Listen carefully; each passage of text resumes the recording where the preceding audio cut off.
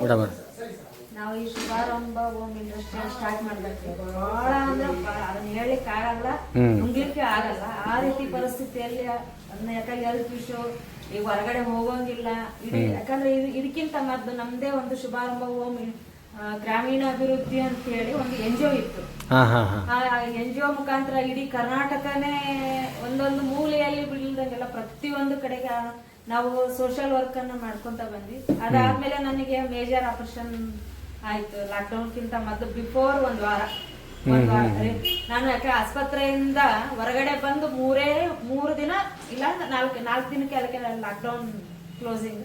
ಆಮೇಲೆ 2 ತಿಂಗಳಾಗಿಲ್ಲ ರೀ ಮನೆ ಖಾಲಿ ಮಾಡ್ರಿ ಅಂತ ಹೇಳಿದ್ರು. ಆ ಸಂದರ್ಭದಲ್ಲಿ ಎಲ್ಲಿ ಮೇಡಮ್ ಎಲ್ಲಿದ್ದಾಗ ಅದು ವೀರೇಶ್ವರ ನಗರ ಅಂತ ಹೇಳಿ ಆ ಸಂದರ್ಭದಲ್ಲಿ ಇಲ್ಲ ನೀವು ಮನೆ ಖಾಲಿ ಮಾಡ್ಲೇಬೇಕು, ಯಾಕಂದ್ರೆ ನಾವು ಮನೆ ಕೊಡ್ಲಿಕ್ಕೆ ಆಗಲ್ಲ ಅಂತ ಸಂದರ್ಭದಲ್ಲಿ ಕೂಡ ಅಲ್ಲೇ 2ನೇ ಕ್ರಾಸ್ ಅಲ್ಲಿ ಒಂದು ಮನೆ ಬಾಡಿಗೆ ನೋಡ್ಕೊಂಡು ಅಲ್ಲಿ ಪ್ರತಿಯೊಂದು ನನಗೆ ಯಾವ ರೀತಿ ಅಂದ್ರೆ ಒಬ್ಬ PSI ಇದಾರೆ ಇಲ್ಲಿ ರಾಣೆಬೆನ್ನೂರಲ್ಲಿ, ಅವರು ಕೋಮ್ಲಾಚಾರ್ ಸರ್, ಅವ್ರ ಹೆಸರು ಹೇಳಕ್ಕೆ ಬಹಳ ಇಷ್ಟಪಡ್ತೀನಿ, ಕೋಮ್ಲಾಚಾರ್ ಸರ್ ಅಂತ ಹೇಳಿ. ಅವ್ರಿಗೆ ಯಾರು ಹೇಳಿದಾರೋ ಗೊತ್ತಿಲ್ಲ ಈ ರೀತಿ ಮನೆಯಲ್ಲಿ ಪರಿಸ್ಥಿತಿ ಆಗಿದೆ ಅಂತ ಹೇಳಿ. ಅವ್ರ ಏನ್ ಮಾಡಿದ್ರಿ ನನ್ನ ಮಕ್ಕಳಿಗೆ ಬಿಸ್ಕಿಟ್ ಇಂದ ಹಿಡಿದು ಪ್ರತಿಯೊಂದನ್ನ ಮನೆಗೆ ತಲುಪಿಸಿದ್ರು ಅವ್ರು ನಮಗೆ.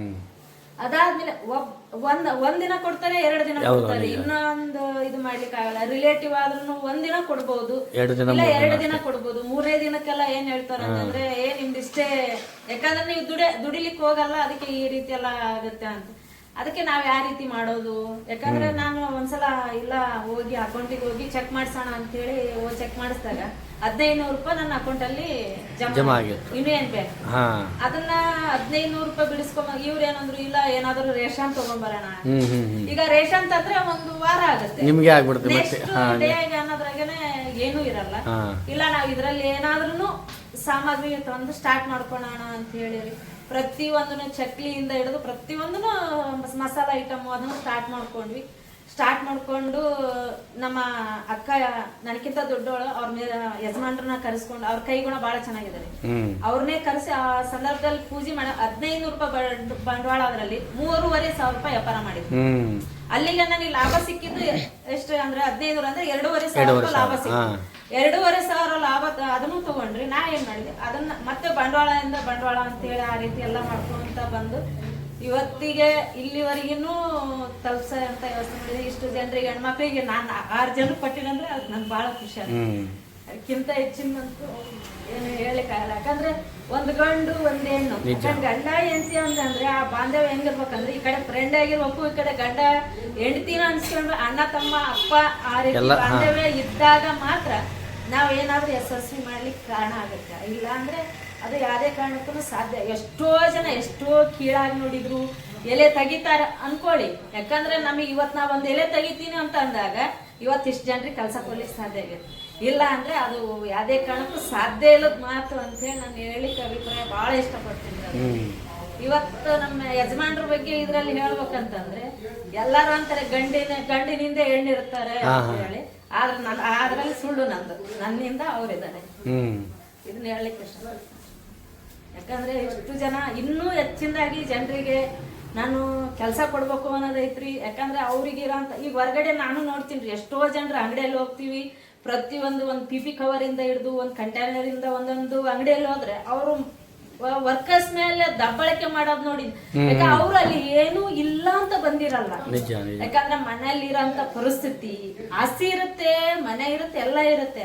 ಆದ್ರೆ ಅಲ್ಲಿ ನಾನು ಮನೇಲಿ ಕುತ್ಕೊಂಡ್ರೆ ನನ್ನ ಮುಂದಿನ ಭವಿಷ್ಯ, ನನ್ನ ಮಕ್ಕಳಿಗೆ, ನನ್ನ ಹೆಂಡತಿಗೆ ನಾನು ಏನಾದ್ರು ಮಾಡ್ಬೇಕು ಅನ್ನೋ ಉದ್ದೇಶಕ್ಕೋಸ್ಕರ ಅವ್ರು ಇನ್ನೊಬ್ರ ಹತ್ರ ಕೆಲ್ಸಕ್ಕೆ ಹೋಗಿರ್ತಾರೆ ಹೊರತಾಗಿ ಅಲ್ಲಿಂದ ಬೇರೆ ಯಾವುದೇ ರೀತಿಯಿಂದ ಅವರು ಸುಮ್ಮನೆ ಮಜಕ್ಕೋಸ್ಕರ ಅಲ್ಲಿ ಕೆಲ್ಸಕ್ಕೆ ಹೋಗಿರಲ್ಲ. ಅದನ್ನ ನಾವು ಒಬ್ಬ ಇಲ್ಲಿ ವರ್ಕರ್ಸ್, ಫಸ್ಟ್ ನಾವು ವರ್ಕರ್ಸ್ ಆಗಿ ಕೆಲಸ ಮಾಡಿರ್ತೀವಿ, ಅದು ನಾವ್ ಯಾವತ್ತು ಮರಿತೀವೋ ಅವತ್ತು ಅದು ಯಾವುದೇ ಕಾರಣಕ್ಕೂ ಯಶಸ್ವಿ ಆಗೋ ಕಾರಣನೇ ಇಲ್ಲ.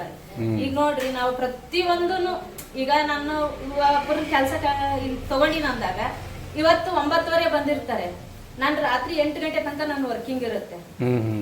ಆದ್ರೆ ಅವ್ರು ಅನ್ಬೋದು ಇಲ್ಲ ರೀ ನಾನು 9:30 ಬಂದಿದ್ದೀನಿ, ನನ್ನ ಕೆಲಸ 5:30 ಮುಗ್ದಿದೆ, ನಾ ಹೋಗ್ತೀನಿ ಅನ್ಬೋದು. ಆದ್ರೆ ಅವ್ರು ಹೆಂಗಂದ್ರೆ ನಾವು ಅವ್ರಿಗೆ ಹೊಂದಾಣಿಕೆ ಇದ್ದಾಗ ನಮಗೆ ಅವ್ರು ಹೊಂದಾಣಿಕೆ ಹೊಂದಾಣಿಕೆ ಇಲ್ಲ, ಅವ್ರಿಗೆ ತ್ರಾಸ ಆಗುತ್ತಲ್ವಾ, ನಾವು ಮಾಡಿಟ್ಟು ಹೋಗ್ಬಿಟ್ರೆ ಇಲ್ಲಿ ಇರೋರು ಒಂದ್ ಸ್ವಲ್ಪ ಹೆಚ್ಚು ಕಡಿಮೆ ನೀವು ಮಾಡ್ಕೊಡ್ರಿ ಅಂತೇಳಿ ಅವರು ಅಡ್ಜಸ್ಟ್ಮೆಂಟ್ ಮೇಲೆ ಎಲ್ಲ ಪ್ರತಿಯೊಂದನ್ನು ಇಲ್ಲಿವರೆಗೂ ಮಾಡ್ಕೊಂತಾನೆ ಬಂದಿದ್ದಾರೆ. ಇನ್ನು ಮುಂದೆ ಕೂಡ ಮಾಡಿಸ್ತಾ ನಾವ್ ಬೆಳೆಯೋದಲ್ದ ಫಸ್ಟ್ ಅವ್ರು ಬೆಳೆಸ್ತೀವಿ. ಅವ್ರು ಬೆಳೆದ ಯಾಕಂದ್ರೆ ಇನ್ನೊಂದ್ ಹೆಂಗ್ ಗೊತ್ತ, ಇಲ್ಲಿ ಕೆಲ್ಸ ಬಿಟ್ಟೋದ್ರು ಕೂಡ ನಾವಂತ ಹತ್ರ ಹೋಗಿದ್ವಿ ಕೆಲ್ಸಕ್ಕೆ, ನಾನ್ ಅಲ್ಲಿ ಇರ್ಬೇಕು. ಯಾಕಂದ್ರೆ ನಾನು ಇನ್ನೂ ನನ್ನಿಂದ 4 ಜನರಿಗೆ ಒಳ್ಳೆಯದು. ಈಗ ಇಲ್ಲೇ ಹೇಳ್ತೀನಿ, ಇಷ್ಟು ಜನರಲ್ಲಿ ಈ ಅಮ್ಮ 2 ತಿಂಗಳು ಸಿಲಿಂಡರ್ ಪ್ರಾಬ್ಲಮ್ ಇದ್ದಾಗ ಇವ್ರನ್ನ ಬಿಡಿಸಿದ್ವಿ ನಾವು ಓಪನ್ ಆಗಿ. ಇಲ್ಲ ಈ ರೀತಿ ಪ್ರಾಬ್ಲಮ್ ಇದೆ, ಅದು ನನ್ನ ಸಿಲಿಂಡರ್ ನನಗೆ ಇದಾಗೋ ತನಕ ನನಗೆ ವರ್ಕ್ ಕೊಡ್ಲಿಕ್ಕೆ ಆಗಲ್ಲ. ಅದಾದ್ಮೇಲೆ ರೀ ಅವ್ರು ಇವ್ರು 4 ಜನ, ಯಾಕಂದ್ರೆ ಕೆಲಸ ಇದ್ದಾಗ ಮಾತ್ರ ಕರೆಸ್ತಿದ್ವಿ, ಕೆಲಸ ಇಲ್ದಾಗ ಇಲ್ಲ, ಅವ್ರಿಗೂ ರಜಾ ನಾವು ರಜಾ. ಅವ್ರೊಬ್ರು ಬಂದ್ರು, ಇಲ್ಲ ಹೆಂಗೋ ನೋಡೋಣ. ಆಮೇಲೆ ಅವ್ರಿಗೆ ಹೇಳಿದ್ರಿ ಕೆಲಸ ಇದ್ರೆ ಮಾತ್ರ ಬರೋದು ಅಂತ ಹೇಳಿ.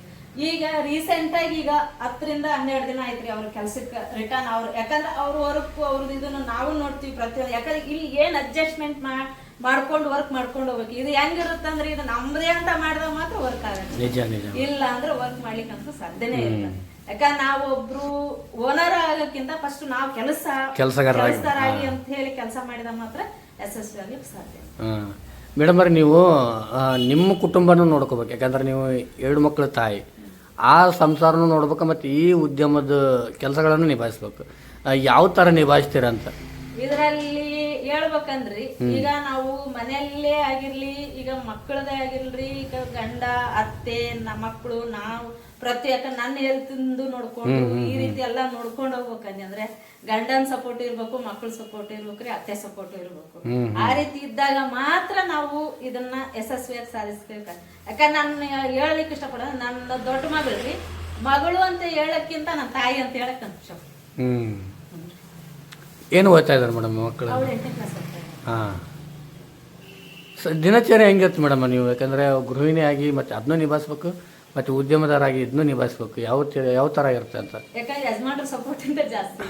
ಅಂದ್ರೆ ಯಾವ ಥರ ಕೆಲಸಗಳನ್ನು ಶುರು ಮಾಡ್ಕೊಂಡು ಬರ್ತೀರ? ಇದು ಪ್ರತಿ ಬೆಳಗ್ಗೆಯಿಂದ ಅಂದ್ರೆ ವರ್ಕ್ ಮೇಲೆ ಡಿಪೆಂಡ್ ರೀ. ಯಾಕಂದ್ರೆ ನಾವು ಇವತ್ತು ಜಾಸ್ತಿ ಪ್ರೆಷರ್ ವರ್ಕ್ ಇತ್ತು ಅಂದ್ರೆ ಅವತ್ತು ಒಂದ್ ಸ್ವಲ್ಪ ಬೇಗ 4 ಗಂಟೆ 3 ಗಂಟೆ, ಆಮೇಲೆ ಸಾಯಂಕಾಲ ರಾತ್ರಿ 9-10 ಗಂಟೆ ತನಕ ಎನಿ ಟೈಮ್ ಇದನ್ನೇ ಇರುತ್ತೆ. ಆದ್ರೆ ಇದನ್ನ ಪ್ರತಿಯೊಂದನ್ನು ಇದು ಮಾಡ್ಕೋಬೇಕಂತ ಅಂದಾಗ ನಾವು ಟೈಮಿಂಗ್ಸ್ ಅನ್ನ ಇದಕ್ಕೆ ತಕ್ಕಂಗೆ ನಾವು ಟೈಮಿಂಗ್ಸ್ ಅನ್ನ ಅಡ್ಜಸ್ಟ್ ಮಾಡ್ತೀವಿ. ಆ ರೀತಿ ಎಲ್ಲ ಮಾಡ್ಕೊಂಡು ವರ್ಕ್ ಮಾಡ್ತೀವಿ. ಮೇಡಮ್ ಅವ್ರೆ, ನಿಮ್ಮ ಹೆಲ್ತ್ ಬಗ್ಗೆ ಮಾತಾಡಿದ್ರಲ್ಲ, ಹೆಲ್ತ್ ಈಸ್ ಅದು ಭಾಳ ಇಂಪಾರ್ಟೆಂಟ್ ಯಾರಿಗಾದರೂ. ಇದು ಆರೋಗ್ಯ ಇರಲಿಲ್ಲ ಅಂದ್ರೆ ಮತ್ತೆ ಏನಿದ್ರು ಅದು ಅದ್ರ ಮುಂದೆ ಯಾವುದು ಲೆಕ್ಕಕ್ಕೆ ಬರೋದಿಲ್ಲ. ಅಂದರೆ ಈಗ ಈ ಪ್ರತಿಯೊಬ್ಬರು ಒಬ್ಬ ವ್ಯಕ್ತಿಗೆ ಯಾವುದಾದ್ರೂ ಒಂದು ಸಮಸ್ಯೆ ಇದ್ದೇ ಇರುತ್ತೆ, ಮೆಂಟಲಿ ಆಗಿರ್ಬೇಕು, ಫಿಸಿಕಲಿ ಆಗಿರ್ಬೇಕು. ಅದರಿಂದ ಯಾವ ರೀತಿ ಹೊರಗಡೆ ಬರಬೇಕು ಅಂತ ನಮ್ಮ ಮನಸ್ಥೈರ್ಯ ಗಟ್ಟಿಯಾಗಿರ್ಬೇಕು. ಇವತ್ತು ನನ್ನ ಏನೇ ನನ್ನ ವೈಯಕ್ತಿಕವಾಗಿ ನನ್ನ ದೇಹದಲ್ಲಿ ಪ್ರಾಬ್ಲಮ್ ಇದೆ ಕೂಡ ಇವತ್ತು ನನಗೇನೂ ಆಗಿಲ್ಲ ಅಂತ ತಿಳ್ಕೊಂಡು ನಾವು ಕೆಲಸ ಸ್ಟಾರ್ಟ್ ಮಾಡಿದಂದ್ರೆ ಆಟೋಮೆಟಿಕ್ಲಿ ಅದೇ ನಮ್ಮನ್ನ ಮೈಯಾಗ ಬರೋಕ್ಕಿಂತ ಅದು ಎದ್ಕೊಂಡು ಬರೋದು. ಅಂದ್ರೆ ಏನಾದ್ರೂ ಒಂದು ಚಟುವಟಿಕೆ ಮಾಡ್ತಾ ಇರ್ಬೇಕಂತ ಇರ್ಬೇಕ್ರಿ. ಯಾಕಂದ್ರೆ ನನಗೆ ಇದು ಆಗಿದೆ ಹಿಂಗಾಗಿದೆ ಅಂತ ತಿಳ್ಕೊಂಡು ನಮಗೇನು ಮಾಡ್ಲಿಕ್ಕೆ ಆಗಲ್ಲ. ಇವತ್ತು ನಿಜ ನಾನು ಒಂದ್ ಮಾತು ಹೇಳ್ತೀನಿ, ನನಗೆ ಒಂದೊಂದ್ ಸಂದರ್ಭದಲ್ಲಿ ನನಗೆ ಕೂಡ್ಲಿಕ್ಕೆ ಆಗಲ್ಲ, ನನಗೆ ಕೂಡ್ಲಿಕ್ಕೆ ಆಗಲ್ಲ, ಆದ್ರೂ ನಾನು ವರ್ಕ್ ಬಿಡಲ್ಲ ರೀ. ನಾನು ಇವರೆಲ್ಲ ನಾವ್ ಮಾಡ್ಕೊಂತೀವಿ ನೀವು ರೆಸ್ಟ್, ಅದು ನನಗೆ ಆಗಲ್ಲ. ಯಾಕಂದ್ರೆ ನನಗೆ ಏನಾದ್ರೂ ನಾನು ಮಾಡ್ಕೊಂತ ಇದ್ದಾಗ ಮಾತ್ರ ಆ ನೋವಿಂದ ನಾನು ಹೊರಬರಕ್ ಸಾಧ್ಯ. ಇಲ್ಲ ಅಂದ್ರೆ ಆ ನೋವಲ್ಲೇ ಇದ್ನಂದ್ರೆ ನನ್ನ ಮೆಂಟಾಲಿಟಿನೂ ಇದಾಗುತ್ತೆ. ಮುಂದಿನ ನನ್ನ ಮಕ್ಳಿದಾರೆ, ಪ್ರತಿಯೊಂದನ್ನು ನಾ ಇನ್ನೂ ಜವಾಬ್ದಾರಿ ಜಾಸ್ತಿ ಇದೆ. ಇಲ್ಲಿಗೆ ಏನು ಜವಾಬ್ದಾರಿ ಮುಗ್ದಿಲ್ಲ ರೀ, ಇನ್ನು ಆ ಜವಾಬ್ದಾರಿ ತಗೊಳ್ಳೋ ಇಷ್ಟಪಡ್ತೀನಿ. ಯಾವ್ಯಾವ ತರ ಜವಾಬ್ದಾರಿ ಮೇಡಮ್? ಇನ್ನು ಮಕ್ಳಿಗೆ ಎಜುಕೇಶನ್ ಕೊಡಿಸ್ಬೇಕು. ಇವತ್ತು ಸಾವಿರಾರು ಜನ ಸಾವಿರಾರು ರೀತಿ ಮಾತಾಡಿದಾಗ ಮುಂದೆ ನಾ ಮೆಟ್ ನಿಲ್ಬೇಕ್ರಿ. ಇವತ್ತು ಹೆಂಗಂದೆ ಅಂದ್ರೆ ಎಷ್ಟೋ ಜನ ಹೆಣ್ಮಕ್ಳು ಈಗ ಗಂಡನ ಪ್ರಾಬ್ಲಮ್ ಅಂತ ಹೇಳಕ್ಕಾಗಲ್ಲ ರೀ, ಹೆಣ್ಣಿನ ಪ್ರಾಬ್ಲಮ್ ಅಂತಾನೆ ಹೇಳಲಿಕ್ಕಾಗಲ್ಲ. ಇವತ್ತು ಅವ್ರಿಬ್ರು ಸರಿ ಸಮವಾಗಿ, ಯಾಕಂದ್ರೆ ನಮ್ದು ಏನೇ ಸಮಸ್ಯೆ ಇರಲ್ರಿ ಕುತ್ಕೊಂಡು ಮಾತಾಡಿ ಬಗೆಹರಿಸ್ಕೊಂಡು ಇವತ್ತು ಫಸ್ಟ್ ಬೇರೆಯವ್ರು ಬೇಡ ರೀ, ನಮ್ಮ ಮನೇಲೆ ನಮ್ಮಿಬ್ರದೇ ಹೇಳ್ಕೊಂತೀನಿ. ಅವ್ರ ಸಂದರ್ಭದಲ್ಲಿ ಇದನ್ನ ಸ್ಟಾರ್ಟ್ ಮಾಡಿದಾಗ ಅವ್ರು ಬೇಡ ಅಂತ ಅವ್ರು ನಾನ್ ಮಾಡೋಣ ಅಂತ ನಾನು ಇಲ್ಲ ಮಾಡಲ್ಲ. ಯಾಕಂದ್ರೆ ಇನ್ನೊಂದ್ ದುಡ್ಡು ಯಾವಾಗ ಬರ್ಲಿಕ್ಕೆ ಸ್ಟಾರ್ಟ್ ಆಗುತ್ತೋ ಅವತ್ತು ನಾವು ಮುಂದೋಗ್ಲಿಕ್ಕೆ ಆಗಲ್ಲ. ಯಾಕಂದ್ರೆ ದುಡ್ಡುನು ಬರ್ತಾ ಇರುತ್ತೆ, ದುಡ್ಡು ಬಂದಾಗ ನೆಮ್ಮದಿನೂ ಸಿಗುತ್ರಿ. ಆದ್ರೆ ದುಡ್ಡೇ ಮುಖ್ಯ ಅಂತ ಮಾಡ್ಲಿಕ್ಕೆ ಹೋದಾಗ ಅಲ್ಲಿ ನಾವು ಬಿಡ್ತೀವಿ. ಆದ್ರೆ ಹೆಂಗಂದ್ರೆ ಸಮಸ್ಯೆಗೆ ದುಡ್ಡು ಬೇಕು, ಸಮಸ್ಯೆ ದುಡ್ಡು ಅದನ್ನ ಬಗೆಹರಿಸ್ಕೊಂತ ನಾವು ಸಮಸ್ಯೆನ ದುಡ್ಡು ಬಂದಾಗ ಸಮಸ್ಯೆ ಬಗೆಹರಿಸ್ಕೊಂತ ಬಂದಾಗ ನಮಗೆ ನೆಮ್ಮದಿನೂ ಆಟೋಮೆಟಿಕ್ ಸಿಗುತ್ತೆ. ಈ ರೀತಿ ಎಲ್ಲ ಮಾಡ್ಕೊಂಡು ಮೇಡಮ್ ರೀ ಮತ್ತೆ ಕೊನೆಯದಾಗಿ ಮಹಿಳೆಯರಿಗೆ ಏನು ಹೇಳ್ತಾರೆ ಅಂದರೆ ನನ್ನ ಈಗ ಅಭಿಪ್ರಾಯದಲ್ಲಿ ಹೇಳ್ಬೇಕಂದ್ರಿ, ಗಂಡಾಗ ಎಂತಿ ಗಂಡ ಮಕ್ಕಳು. ಯಾಕ ಇವತ್ ನಾವ್ 4 ಜನ ಕುಟುಂಬದಾಗ ಇದೀವಿ ಅಂತ ಅಂದಾಗ ಅದನ್ನ ಸರಿಸಮಾಗಿ ದುಬ್ಬಿಸ್ಕೊಂಡು ಅದ್ರ ತಕ್ಕಂಗೆ ರೀ ಇವತ್ ಹೆಂಗತ್ತ ಒಂದ್ ಸ್ವಲ್ಪ ಗಂಡ ಕಡಿಮೆ ಇರ್ಬೋದು, ಎಂತಿ ಜಾಸ್ತಿ ಇರ್ಬೋದು.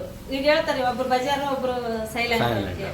ಅದಕ್ಕಿಂತ ರೀ ಅವ್ ಎರಡೂ ಸರಿಸಮಾನ ಅಂದ್ರೆ ನಾವು ಫಸ್ಟ್ ಕುತ್ಕೋಬೇಕ್ರಿ. ಕುತ್ಕೊಂಡು ಮಾತಾಡಿ ನಾವ್ ಇವತ್ ಏನೇ ಒಂದ್ ಮಾಡಿ ಮುಂದುವರಿಬೇಕಂದ್ರೆ ಗಂಡಗ ಎಂತಿ ಗಂಡು ಸಪೋರ್ಟ್ ಇಟ್ಕೊಂಡ್ರಿ 4 ಜನ ಅವ್ರು ಕೂಡ ಹೆಣ್ಮಕ್ಳು ಇವತ್ತು ಜಾಸ್ತಿ ಗಂಡ ಕೆಲಸ ಮಾಡ್ಬೋದ್ರಿ, ಎಂತಿ ಕೆಲಸ ಮಾಡ್ಬೋದು.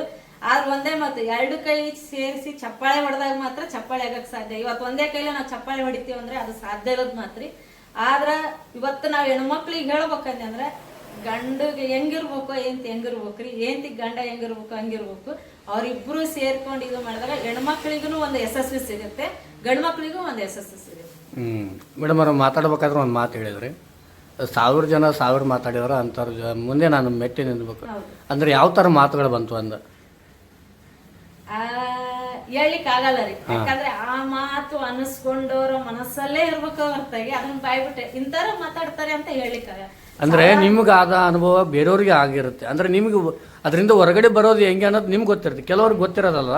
ಹಂಗಾಗಿ ಅವ್ರಿಗೆ ಇದನ್ನ ಹೇಳ್ಬೇಕಂದ್ರೆ ಇವತ್ತು ಅವ್ರು ಆ ರೀತಿ ಮಾತಾಡಿದ್ದಾರೆ.